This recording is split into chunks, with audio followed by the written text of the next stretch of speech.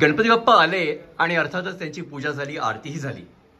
अर्थात त्याच्यानंतर काय, बाप्पांना भोजन येणं आवश्यक आहे. आणि भोजन म्हणजे नंतर आपल्याला माहिती आहे उकडीचे मोदक हा मुख्य त्यातला महत्त्वाचा असा पदार्थ आहे. पण त्याबरोबर इतरही गोष्टी आहेत. आता आपण बघितलं होतं की आमच्याकडच्या सगळ्या महिला वर्गाने मिळून मोठी मेहनत केली होती. त्यामध्ये उकडीचे मोदक आहेत, अळूवडी आहे. आणि ज्यांनी मेहनत केली ते सगळेजण आता बसलेत बाप्पाच्या प्रार्थना करता. आणि एकदा बाप्पाची प्रार्थना झाल्यानंतर अर्थातच हा नैवेद्य त्यांना देखील मिळणार आहे, म्हणून त्याचीही एक आतुरता आहे. हे नक्कीच गणपती हा सण हा केवळ बॉन्डिंगचा असतो. त्याच्यामुळे फॅमिलीने एकत्र येणं आवश्यक असतं.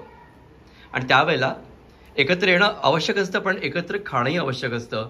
आणि म्हणूनच हा प्रपंच नजर जाते ती पहिल्यांदी पंचारतीकडे. गणेशची आरती आपण नेहमी करतो, पण नंतर हे 5 दिवे लावलेत आणि मोदक आहे. ओके, याविषयी मला जरा विचारायचं आहे की हे तुम्ही मगाशी बनवत होतात. ओके, आणि ते गणपतीची आरती करत आहेत? हो, ही गणपतीच्या आरतीसाठीच बनवलेले आहेत दिवे पिठाचे. अच्छा, व्हेरी गुड व्हेरी गुड. तर सचिन दादाने त्याची आरती केली आहे आत्ताच. आणि त्यानंतर नैवेद्याचं मोठं ताट दिसतंय मला. आणि भरपूर लाडू आहेत.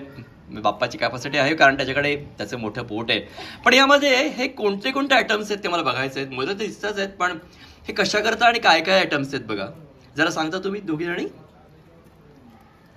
हे नैवेद्याच्या ताटामध्ये आपण मगाशी बनवलेले 21 मोदक आहेत, करंजी आहे, गणपतीच्या ह्याच्यासाठी जी आपण बनवले 5 फळं ती आहेत, हा भंडाऱ्याचा दिवा आहे, ही दागिन्यांची पेटी आहे, त्याशिवाय अळूवडी आहे, वाल आणि अळूची पानांची आमटी आहे, चटणी मीठ लोणचं तर आपलं नेहमीच आहे, फ्लॉवर मटार आणि बटाट्याची मिक्स भाजी, आणि खास म्हणजे बाप्पासाठी दूध आहे.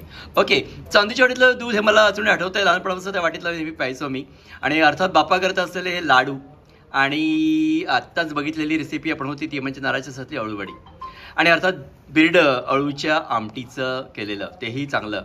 म्हणजे हे सगळे पदार्थ आहेत ते पौष्टिक आहेत. आणि मी वारंवार नेहमी म्हणतो की आपल्या सणवारी केवळ आपल्याकरता किंवा बाप्पाकरता नाही आहेत, तर आपल्या आरोग्याकरता पण आहे. आपण जर नीट खाल्लं हे नेमाने आणि शांत चित्ताने तर आपलं आरोग्य नक्की सुधारेल.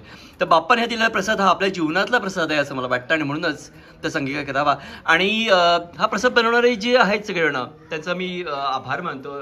नंदा, नेहा, अर्थातच काकू आमची स्नेह काकू, भरपूर मेहनत. त्याच्यानंतर अर्थात नवीन जनरेशनमध्ये श्रिया आणि आमच्या वहिनी. आणि अर्थात तुमचं आता कौतुक म्हणजे काय, तुम्ही सजावट करण्याचा प्रयत्न जास्त केला आहे, त्याच्यामुळे अर्थात महत्त्वाचं आहे प्रिया वहिनी. आणि अर्थात तुम्ही आलेले सगळे पाहुणचार वर्ग. आणि सचिन दादा तुम्ही प्रचंड मेहनत करताय सगळं व्हायची, त्याच्यामुळे महत्त्वाचं आहे म्हणजे बाप्पाला सगळं आवडतंय. आणि म्हणूनच विनी टॉक्समध्ये मी ह्यावेळेला कव्हरेज करायचा प्रयत्न केला स्वतःच्याच घराचा. आणि तुम्हा सर्वांचं अभिनंदन करायचं. गणपती बाप्पा, गणपती बाप्पा मोरया. नक्कीच हा बाप्पा तुम्हा सर्वांना पावेल. आणि गणपतीचं वैशिष्ट्य म्हणजे असं आहे, तो शांत दिसणारा शालीन असा बाप्पा आहे.